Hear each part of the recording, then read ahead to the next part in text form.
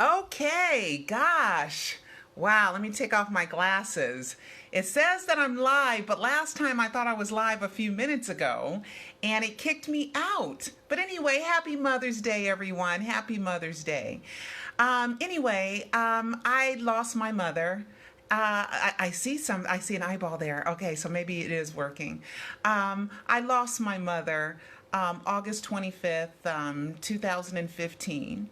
And I had a strict mom. My mom was strict and she didn't allow you to mess up. You were punished. You got in trouble and all this. But my mother had a heart of gold where we always had people like our friends come stay with us if they had problems at home. So we always had people come live with us, and that was one of her ways of showing how much she cared about people. But I had a strict mom, and you don't lie, and you don't cheat, and you don't do people wrong, or there's a price to pay. And I learned that lesson very, very well as a little girl. And this is my mother's urn. I'm just going to show you guys. There's my mother's urn. She stays with me all the time. And I just kind of set this up, and I like to thank Sylvia Latham for giving me the Liz Taylor Black Pearls. What a trip. Liz and Black Pearls. Maybe she saw me in Michael's future. I don't know. But anyway, I like to thank her for giving me that, as well as the Believe. And then, of course, butterflies. Everybody gets a free magnetic butterfly when you order. And I have some big ones, too, in different colors when you order the L.O.V.E Trilogy. But anyway, I wanted to take a story and tell you guys a story about my mother, who was a believer, and also some of my longtime friends who've known me since high school or since grade school. When I tell them that Michael faked his death, they believe me. You know why? Because Pearl does not lie. And I've always been an honest broker, and I've always been truthful, and I've always been, relatively smart. But I wanted to tell you guys about the best advice my mother ever gave me. And it's a cute story, and it's MJ related. And it's I had a good job. I'm a college graduate, and I quit my job to go out and be an activist, and I wrote a book called The Climate, A Perspective Unvisited, and it was about Black Lives Matter even before Black Lives Matter was a national protest. And I used to do radio interviews and stuff like that. But as a self-published author, you just don't make enough money to pay your bills. So I ended up selling my house and living with my mom, living with my sister, and while I was on this journey. And so one day when things were going really, really bad for me, and my mother was upset with me because she thought that I shouldn't have quit my job. I had a beautiful home. She was a beautiful, wonderful, wonderful, wonderful grandmother to my children. Because I was a single mother, and my mother made up for my kids not having a dad around, and she was just the best grandmother anyone could ask for. But so I was pretty much, what do I do, Mom? What do I do? I made a mistake. Maybe I shouldn't have quit my job. Maybe I shouldn't have sold my home. What do I do, Mom? And she looked at me, and for whatever reason, I took this advice in with not one bit of rebellion, not one bit of resentment, just took it in. And she told me, like I'm going to tell you guys, she said, "Little Pearl, just be grateful to God." That was it. Just be grateful to God. And I took that in. And from that moment on, I would thank God for the air that I breathed, and I would thank God for the trees, and I would thank God that somebody didn't hit me while I was driving down the street. I thanked God for everything. And all of a sudden, I met Cecil, and I had these 13 TV shows called True Talk Straight Out of L.A., and I had no idea that Michael was going to be in my future. And I met Cecil, and he said, "Hey, I'm on sabbatical from my job. I'll help you edit these shows." And I had an editor because I had the raw footage, And I didn't have an editor and I didn't have any money. And here was Cecil. And he said, I will help you edit these shows. And I was like, oh my God, I can't believe it. Then I joined this organization, and then I started selling advertisements, and then I met this guy that worked for Time Warner Cable, and he sold me advertising spots at $100 a half an hour. Where I was going to get the money, I had no idea. And so all of a sudden, when I started being humble and I started thanking God for everything, everything started falling into place. So I ended up getting money from West LA College, and thank you so much for trusting in me and buying advertisement for me. And that enabled me to give Cecil some money, that enabled me to buy the airtime that I needed to get my 30-minute TV show, True Talk Straight Out of LA, available in nearly 350,000 homes in the greater Los Angeles area. And you guys don't know this. This is what led me to the Michael Jackson trial in 2005. That's what led me there. I had no idea that Michael Jackson was going to be in my future. I loved Michael Jackson ever since I was a 6-year-old little girl living in Michigan. And I'm from Los Angeles, but I spent a few years at my aunt and uncle's house in Saginaw, Michigan.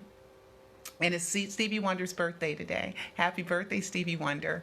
And my family owned a funeral home.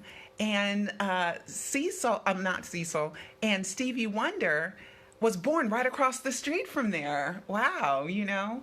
But anyway, my mother told me to be grateful to God, and I didn't know that Michael Jackson was going to be in my future. I had no idea.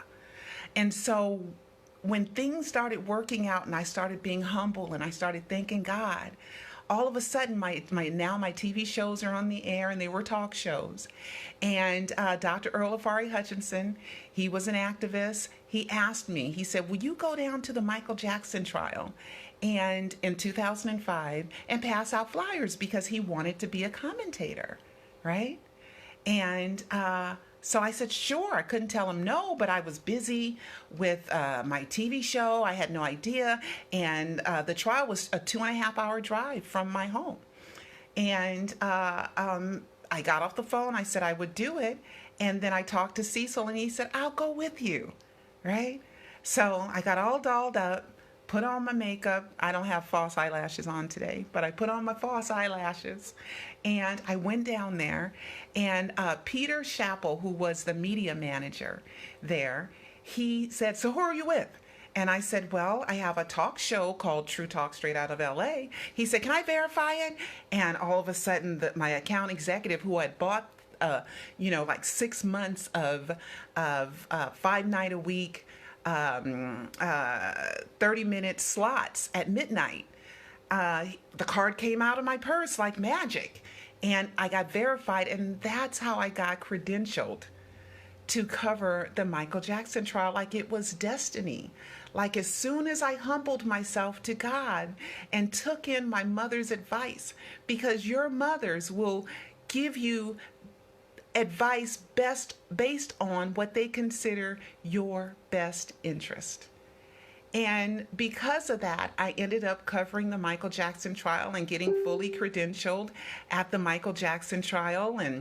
And then after we covered it, and I was fair and I was honest and I reported on it as truthfully as I could. And I'm thinking about maybe releasing all 13 episodes that we ended up doing on the Michael Jackson trial. 13 30-minute shows. Nobody paid me to do this. I had to find money, and I had to sell advertisements of local businesses, and I wrote the commercials, and I produced the commercials to these local businesses, and I thank these local businesses for having faith in me and buying advertisement to which I could cover the Michael Jackson trial, and I could reach as many people as I could to tell the truth, which was opposite of the mainstream media. So I was there to watch what happened in that courtroom. There was no cameras there. And I got what I could. And then when we were done, and I predicted that Michael would be found innocent. I remember one day during deliberations, and I was outside of the Neverland gates, and his SUV came back out, right? And he was going really slow. And Carrie, who was the security guard at that time, he was driving really slow. So I felt him saying, "Come on over here, come here, come here." And I think Michael was hiding in the back seat, right? And he said, "So what do you think? What do you think?" And I looked at him and I said, "You tell Michael that they're not going to get him for anything, so don't worry." And I just felt that the jurors just had to do what was right, because it was just ridiculous. And there was nothing to prove that Michael was a child molester. And so then after Michael was acquitted, was just such a wonderful feeling, because all the big media, and I was the tiny media, and so was William Wagner. We were the only two tiny little media companies. And we said he's innocent, and we told the truth because we didn't have nothing but the truth to tell, because we're tiny little media companies. And I remember certain reporters wanted me to go against Michael so I could have a spot on, on their platform. And I won't say who it is, on their platforms. And I just said no. I would not go against Michael, because it was, even though I was struggling and trying to make it happen, you just do the right thing. And after we finished and Michael was acquitted, Cecil said, "Why don't we do a documentary about Michael's innocence?" And we did. And at first it was called Behind the Scenes at the Michael Jackson Trial. And now it's called Michael Jackson, the Trial and Triumph of the King of Pop. And it went all over the world. It was distributed nationally and by Warner Brothers. And it was distributed internationally, which we never got paid right for that. And it's just not right. I'm a tiny little media company. But anyway, I just wanted to send a message and wish everybody happy Mother's Day. Happy Mother's Day, Mommy. And happy Mother's Day to all the mommies out there. And just remember, when you need your mother, even though my mother was mad at me for quitting my job and selling my house, and she thought, "How could you do that? Your life was going so well."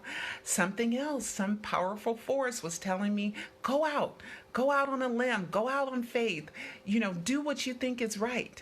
And here I am, 2018, still in the Michael Jackson world, still making Michael Jackson documentaries.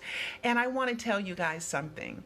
There is a group of haters out there that hate my guts for telling people that Michael's alive, as if I killed him or as if I did something bad, and proving that Michael's alive. And believe me, if Michael was really dead, we wouldn't have all this. I wouldn't have enough to produce, is it on there? Produce the L.O.V.E trilogy of Michael Jackson documentaries. You guys see it? You see it? Hopefully I got it in there. I just wouldn't have 254 minutes worth of footage. Plus, I have enough for Life 4. Okay? I wouldn't have that.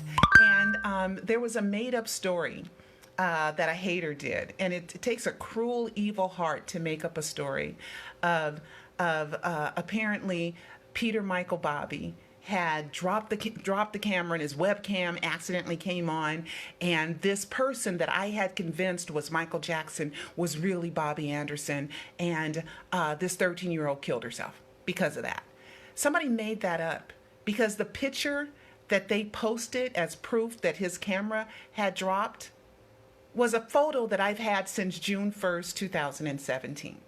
It's all a lie.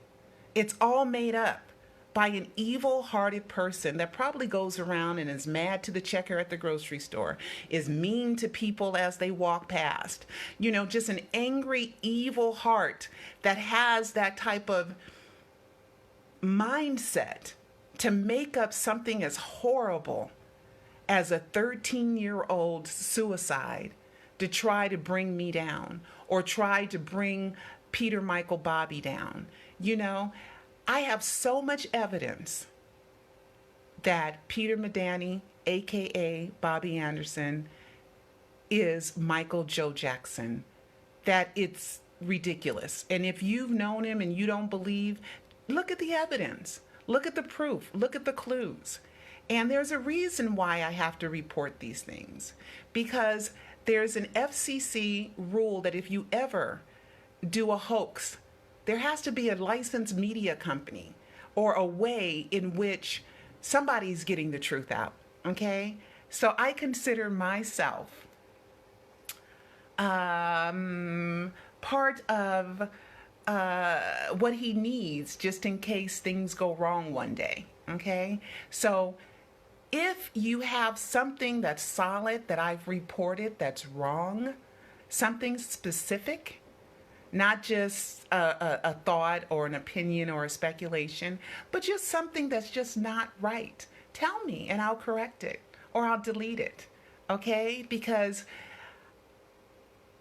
I want to be as honest and as reputable as they come, because that is what my mommy taught me to do. Okay, guys? So I'm going to go see my daughter, and I'm going to see my granddaughter, and I'm going to wish my daughter happy Mother's Day. I bought her something nice. She told me she bought me something nice, so I have to outdo her and buy her something nice. So I wish all of you out there a very, very happy Mother's Day. And I will see you next time. Ciao.